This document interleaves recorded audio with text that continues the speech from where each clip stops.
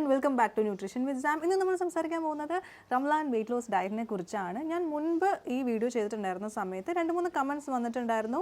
This is not a period for losing your body weight, it's a holy month എന്ന് പറഞ്ഞിട്ട്. Yes, I know, but body weight കൂടുതലായിട്ട് കഷ്ടപ്പെടുന്ന ഒരുപാട് ആളുകൾക്ക് ഈ ഒരു പീരിയഡ് എന്ന് പറയുന്നത് വെയിറ്റ് ലോസ് ചെയ്യാനുള്ള ഐഡിയൽ ഓപ്പർച്യൂണിറ്റിയാണ്. So my dear friends, make this month an opportunity to reduce your body weight while embracing your heartful prayer. ഞാനിവിടെ 10 പോയിന്റ്സ് ആട്ടോ നിങ്ങളായിട്ട് ഷെയർ ചെയ്യാൻ പോകുന്നത്. ഈ 10 പോയിന്റ്സ് നിങ്ങൾ ത്രൂ ഔട്ട് റമദാൻ പ്രോപ്പറായിട്ട് ഫോളോ ചെയ്യുകയാണെങ്കിൽ ഓഫ് കോഴ്സ് നിങ്ങൾക്ക് പ്രതീക്ഷിക്കുന്നതിനേക്കാളും വലിയൊരു transformation end of Ramadan period ആകുമ്പോഴത്തേക്കും കാണാനായിട്ട് പറ്റും.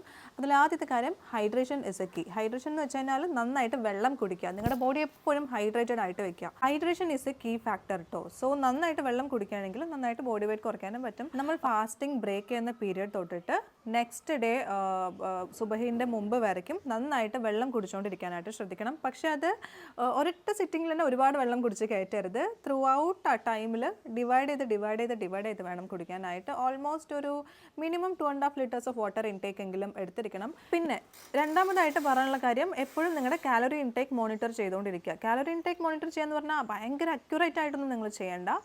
ചെയ്യാനുള്ള കുറച്ച് ടിപ്സ് ഞാൻ പറഞ്ഞു തരാം. നമ്മൾ നോമ്പിൻ്റെ സമയത്ത് ചില ആളുകൾ വെയിറ്റ് കൂടാനുള്ള സാധ്യത ഉണ്ടല്ലേ. അതിൻ്റെ മെയിൻ റീസൺ എന്താ അറിയോ? നോമ്പ് തുറക്കുന്ന സമയത്ത് എക്സസീവായിട്ട് നമ്മൾ ഫുഡ് കഴിക്കും. ഫുഡ് എന്ന് വെച്ചാൽ മേജർ മീൽസ് ഒന്നും ആയിരിക്കില്ല, പക്ഷേ കുട്ടി കുട്ടി സ്നാക്സ് ഒരുപാടുണ്ടാവും. അത്തരം സ്നാക്സിലാണ് ഏറ്റവും കൂടുതൽ കാലറി കിട്ടുന്നതും നിങ്ങൾ വെയിറ്റ് കൂടുന്നതും. സോ നോമ്പ് തുറക്കുന്ന സമയത്ത് കഴിക്കുന്ന ഫുഡ്സിൻ്റെ കാലറി ഇൻടേക്ക് എപ്പോഴും ശ്രദ്ധിക്കണം കേട്ടോ.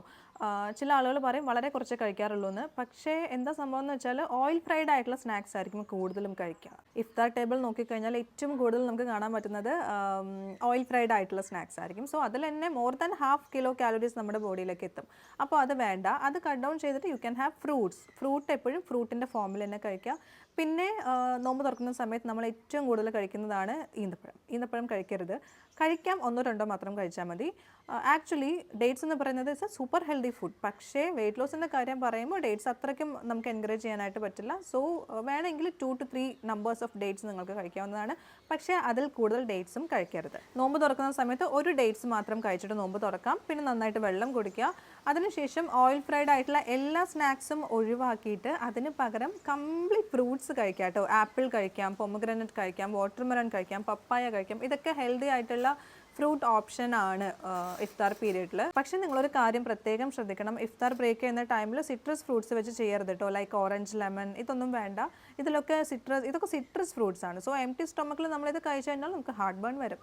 സോ ഞാൻ മുൻപ് പറഞ്ഞ ഫ്രൂട്ട്സിൻ്റെ ലിസ്റ്റ് നോക്കിയിട്ട് അതിലുള്ള ഫ്രൂട്ട്സ് ഇൻക്ലൂഡ് ചെയ്യണം. പിന്നെ തേർഡ് പോയിന്റ് എന്താണെന്ന് വെച്ചാൽ, നമ്മൾ ഇഫ്താർ കഴിഞ്ഞ് നിസ്കാരം കഴിഞ്ഞിട്ട് ഒരു മേജർ മീൽ എന്തായാലും കഴിക്കുമല്ലോ. ആ കഴിക്കുന്ന ഫുഡ് ആക്ച്വലി നമ്മൾ അത്താഴത്തിന് കഴിക്കുന്ന ഫുഡിനേക്കാളും കുറച്ചധികം ഉണ്ടാവണം. എന്ന് വെച്ചാൽ ഒരുപാട് കഴിക്കണം എന്നല്ല, അത്താഴത്തിന് കഴിക്കേണ്ട ഫുഡും ഇഫ്താർ കഴിഞ്ഞിട്ടുള്ള മേജർ മീലിന് നമ്മൾ കഴിക്കുന്ന ഫുഡും കമ്പയർ ചെയ്യുമ്പോൾ മേജർ മീലിന് കഴിക്കുന്ന ഫുഡ് കൂടുതലും അത്താഴത്തിന് കഴിക്കുന്ന ഫുഡ് കുറവായിരിക്കണം. എന്നാൽ മാത്രമേ നമുക്ക് ബാലൻസ് ചെയ്യാനായിട്ട് പറ്റുള്ളൂ. നമ്മൾ വീണ്ടും എണീറ്റ് ഫുഡ് കഴിച്ചിട്ട് വീണ്ടും ഉറങ്ങുന്ന സമയത്ത് ഡൈജഷൻ പ്രോപ്പർ ആവില്ല, മെറ്റബോളിസം പുവറാവും, നമ്മൾ വെയിറ്റ് കൂടും, വെയിറ്റ് കുറയില്ല. ഓക്കെ, സോ അത്താഴം എപ്പോഴും വളരെ ലൈറ്റ് ആയിട്ടുള്ള ഫുഡ് മാത്രം കഴിക്കണം. അതേപോലെ അത്താഴത്തിന് ഷുഗറി ആയിട്ടുള്ള ഫുഡ്സ് ഒന്നും കഴിക്കരുത്. അത് റീപ്ലേസ് ചെയ്തിട്ട് ഹെൽത്തി ആയിട്ടുള്ള പ്രോട്ടീൻ സോഴ്സ്, നിങ്ങൾക്ക് എഗ്ഗ് കഴിക്കാം, ചിക്കൻ കഴിക്കാം, ഫിഷ് കഴിക്കാം, പനീർ കഴിക്കാം, ചിക്ക് പീസ് കഴിക്കാം, സോയാബീൻസ് കഴിക്കാം. കുറേ പ്രോട്ടീൻ റിച്ച് ആയിട്ടുള്ള ഫുഡ്സ് ഉണ്ട്. അതിൽ നിങ്ങൾക്ക് ഇഷ്ടമുള്ള ഓപ്ഷൻ, ഇഷ്ടമുള്ള റെസിപ്പി നോക്കിയിട്ട് അത്താഴത്തിന് നിങ്ങൾ ചൂസ് ചെയ്യണം. ആ സമയത്ത് ഒരിക്കലും ഫ്രൂട്ട് ജ്യൂസസോ അല്ലെങ്കിൽ ഷുഗർ കണ്ടൻ്റ് ഉള്ള ഫുഡ്സോ സീരിയൽസ് അധികം ആഡ് ചെയ്യാനോ ഒന്നും പാടില്ല കേട്ടോ.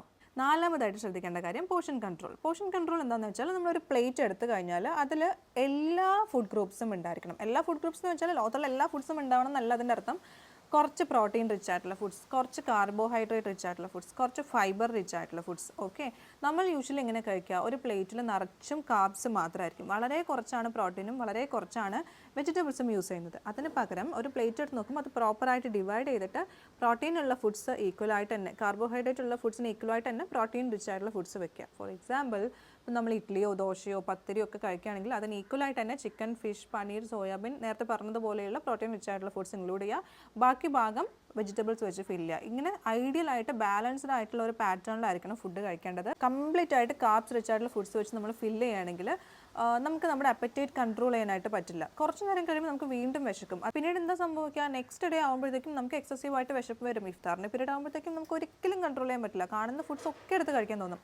സോ അത് പ്രിവെൻറ്റ് ചെയ്യാൻ വേണ്ടിയിട്ട് ആക്ച്വലി നമ്മൾ എന്താ ചെയ്യേണ്ടതെന്ന് വെച്ചാൽ, ഒരു പ്ലേറ്റിൽ ഫുഡ് കഴിക്കുമ്പോൾ അതിലെപ്പോഴും കാർബ്സ് ഉണ്ടാവണം, പ്രോട്ടീൻ ഉണ്ടാവണം, ഫൈബർ ഉണ്ടാവണം. ഇതെല്ലാം ഐഡിയൽ ആയിട്ടുള്ള പോർഷൻസിൽ വേണം കഴിക്കാനായിട്ട്. ഓക്കെ, പിന്നെ ഏറ്റവും ഇമ്പോർട്ടൻ്റ് ആയിട്ടുള്ളൊരു കാര്യം എന്താണെന്നറിയോ?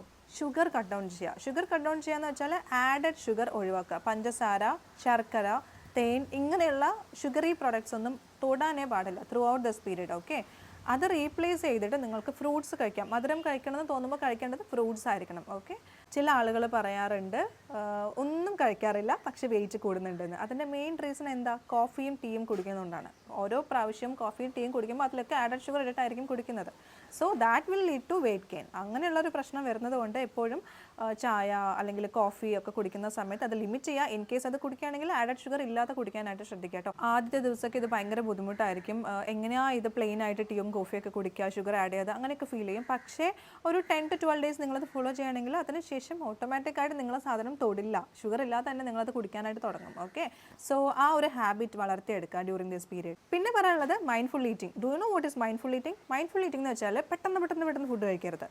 ടൈം എടുത്ത് ഒരു 20 to 30 minutes ടൈം എടുത്ത് മെല്ലെ മെല്ലെ ച്യൂ ചെയ്ത് നന്നായി സമയം എടുത്ത് മാത്രം ഫുഡ് കഴിക്കുക. ഓക്കെ, പെട്ടെന്ന് ഫുഡ് കഴിക്കുമ്പോൾ ഓവർ ഈറ്റിംഗ് വരാനുള്ള ചാൻസ് ഉണ്ട്. നമ്മൾ അറിയാതെ ഒരുപാട് കലോറീസ് നമ്മൾ കഴിക്കും, എന്നാൽ നമ്മുടെ വിശപ്പ് നമുക്ക് കൺട്രോൾഡ് ആവുകയില്ല.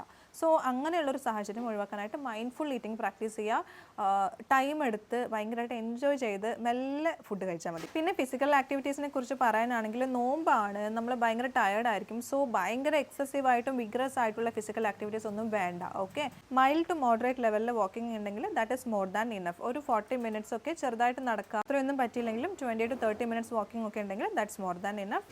ഒരുപാട് വിഗ്രസ് ആയിട്ടുള്ള ആക്ടിവിറ്റീസ് വേണ്ട. നമ്മൾ പെട്ടെന്ന് ടയർഡ് ആവും, നെക്സ്റ്റ് ഡേ ഡീഹൈഡ്രേഷനിലേക്ക് പോകാനുള്ള ചാൻസ് ഒക്കെ ഉണ്ട്. So always limit your physical activities. So physical activities encourage ചെയ്യാം, പക്ഷേ ബാലൻസ്ഡ് ആയിരിക്കണം. 20 to 30 minutes ഒക്കെ മതി കേട്ടോ. പിന്നെ പറയാനുള്ളത് ഇഫ്താറിൻ്റെയും അത്താഴത്തിൻ്റെയും ഇടയിൽ ഇടയ്ക്കിടയ്ക്ക് സ്നാക്സ് കഴിക്കുന്ന ഒരു പരിപാടി വേണ്ട കേട്ടോ. ഇൻ കേസ് അങ്ങനെ സ്നാക്സ് കഴിക്കണമെന്നുണ്ടെങ്കിലും എപ്പോഴും ഹെൽത്തി ആയിട്ടുള്ള സ്നാക്സ്, യോഗേർട്ട് കഴിക്കാം, ചിക്ക് പീസ് കഴിക്കാം, വെജിറ്റബിൾ സാലഡ്, പീസിൻ്റെ salad, paneer salad, chicken salad, ഇങ്ങനെയുള്ള സാലഡ്സ് ഇൻക്ലൂഡ് ചെയ്യാനായിട്ട് പ്രത്യേകം ശ്രദ്ധിക്കണം കേട്ടോ. പിന്നെ വളരെ കോമൺ ആയിട്ട് കാണുന്ന ഒരു കാര്യമാണ് ഫ്രൂട്ട് ജ്യൂസസിൻ്റെ എക്സസീവ് ഇൻടേക്ക്. ഇഫ്താർ പീരീഡിലാണെങ്കിലും അല്ലെങ്കിൽ ഇഫ്താർ തൊട്ടിട്ട് അത്താഴം വരെയുള്ള പീരീഡിലാണെങ്കിലും അത്താഴത്തിനാണെങ്കിലും നമ്മൾ കൂടുതലായിട്ട് കാണുന്ന ഒരു കാര്യമാണ് ഫ്രൂട്ട് ജ്യൂസസ് കുടിക്കുക എന്നുള്ളത്. അത് വേണ്ട കേട്ടോ. ഫ്രൂട്ട്സ് എപ്പോഴും ഫ്രൂട്ട്സിൻ്റെ ഫോമിൽ കഴിക്കാം. നിങ്ങൾക്ക് ഫ്രൂട്ട്സ് കഴിക്കണോ അത് ഫ്രൂട്ട്സ് ആയിട്ട് തന്നെ കഴിക്കുമോ, ഫ്രൂട്ട് ജ്യൂസസ് ആയിട്ട് കഴിക്കണം. ഫ്രൂട്ട് ജ്യൂസസ് ആയിട്ട് കുടിക്കുമ്പോൾ ആ ഫ്രൂട്ടിലുള്ള ഷുഗർ നമ്മുടെ ബ്ലഡ് പെട്ടെന്ന് അബ്സോർബ് ചെയ്യും കേട്ടോ. അതായത് നാച്ചുറൽ ഷുഗർ നമ്മുടെ ബ്ലഡ് പെട്ടെന്ന് അബ്സോർബ് ചെയ്യും. അതുപോലെ ഫൈബർ കണ്ടന്റ് നമുക്ക് കിട്ടില്ല. അതേപോലെ എക്സസീവ് ആയിട്ടുള്ള ഫ്രൂട്ട് ഇൻടേക്ക് വരാനുള്ള സാധ്യതയുണ്ട്. അതുകൊണ്ട് ഫ്രൂട്ട് എപ്പോഴും ഫ്രൂട്ട് ഫോമിൽ തന്നെ കഴിക്കാം, ഫ്രൂട്ട് ജ്യൂസസ് വേണ്ട. പിന്നെ ഇഫ്താറിന് ശേഷമുള്ള മേജർ മീൽ ഒരുപാട് ലേറ്റ് ആക്കണ്ട കേട്ടോ. ചില ആളുകൾ തറാവിയൊക്കെ കഴിഞ്ഞതിന് ശേഷം വന്ന് ഫുഡ് കഴിക്കാറുണ്ട്. അത് വേണ്ട. അപ്പം നമ്മുടെ സ്ലീപ്പിംഗ് പാറ്റേണും അതേപോലെ മേജർ മീലിൻ്റെ ടൈമും തമ്മിൽ അധികം ഗ്യാപ്പ് ഉണ്ടാവില്ല. That will lead to weight gain. So എപ്പോഴും തറാവിക്ക് മുൻപ് തന്നെ മേജർ മീൽ ഫിനിഷ് ചെയ്യാനായിട്ട് ശ്രദ്ധിക്കണം. പിന്നെ വളരെയധികം ശ്രദ്ധിക്കേണ്ട കാര്യം, തറാവി കഴിക്കുന്നതിൻ്റെ 1/2 hour ഗ്യാപ്പ് ഇട്ടിട്ട് വേണം മേജർ മീൽ കഴിക്കാനായിട്ട്. കഴിച്ച ഉടനെ പോയിട്ട് തറാവി നിസ്കരിച്ചാൽ അതും ഭയങ്കര മോശമായിട്ട് ബാധിക്കും കേട്ടോ. അപ്പം എപ്പോഴും ഒരു 1/2 hour ബ്രേക്ക് ഇട്ടിട്ട് കഴിക്കുന്നതാണ് ബെസ്റ്റ് ഓപ്ഷൻ. പിന്നെ ആരും ശ്രദ്ധിക്കാതെ പോകുന്ന വളരെ പ്രധാനപ്പെട്ട ഒരു കാര്യമാണ് സ്ലീപ്പിംഗ് പാറ്റേൺ. പ്രോപ്പറായിട്ട് ഉറങ്ങിയിട്ടില്ലെങ്കിൽ അടുത്ത ദിവസം എക്സസീവ് ആയിട്ട് ഫുഡ് കഴിക്കാൻ ചാൻസ് ഉണ്ട്. അതുകൊണ്ട് പ്രോപ്പറായിട്ട് ഉറങ്ങണം. 6 to 8 hours, maximum 8 hours, minimum 6 hours sleep ഉണ്ടാവണം. ഇന്ന് പ്രോപ്പറായിട്ട് നമ്മൾ ഉറങ്ങിയിട്ടില്ലെങ്കിൽ നാളത്തെ കാലറി ഇൻടേക്ക് എക്സസീവ് ആവാനുള്ള ചാൻസ് ഉണ്ട്. സോ ഇതൊക്കെയാണ് റമളാൻ പീരിയഡിൽ നിങ്ങൾ ഫോളോ ചെയ്യേണ്ട വെയിറ്റ് ലോസ് ടിപ്സ്. ഈ പറഞ്ഞ ടിപ്സൊക്കെ പ്രോപ്പറായിട്ട് നിങ്ങൾ ഫോളോ ചെയ്യുകയാണെങ്കിൽ എൻഡ് ഓഫ് റമളാൻ ആകുമ്പോഴത്തേക്കും ഒരു അമേസിംഗ് ട്രാൻസ്ഫോർമേഷൻ കാണാനായിട്ട് പറ്റും കേട്ടോ. മറ്റൊരു ടോപ്പിക്കുമായി അടുത്ത വീഡിയോയിൽ കാണും വരെ ബൈ.